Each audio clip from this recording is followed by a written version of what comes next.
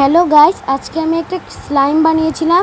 প্রথমে ক্লে দিয়েছি, তারপর দিয়েছি ওয়াটার দেওয়ার পর ভালো মতন মিক্স করে নিতে হবে। অনেক ভালো মতো মিক্স করতে হবে। আমি মিক্স করে ফেলছি এখন। তারপর দিয়ে দিয়েছি, তারপর আমি ক্লিয়ার গ্লু দিয়েছি, তারপর মিক্স করেছি অনেকক্ষণ। মিক্স করার পর তোমরা দেখতে থাকো। এই দেখছো, কেবল আমি ক্লিয়ার গ্লুটা দিলাম।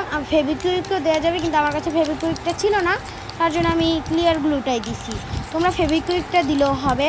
তারপর মিক্স করতে হবে, মিক্স করে নেবে তোমরা। তারপর তোমরা দিয়ে দেবো হচ্ছে অ্যাক্টিভেটর দেওয়ার পর মিক্স করবে ভালো মতো।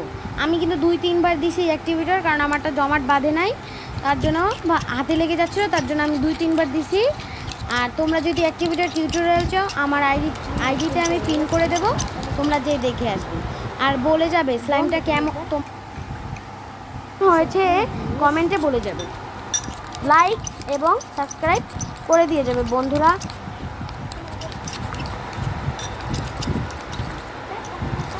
টাটা সবাইকে। দেখো কত সুন্দর হয়েছে না?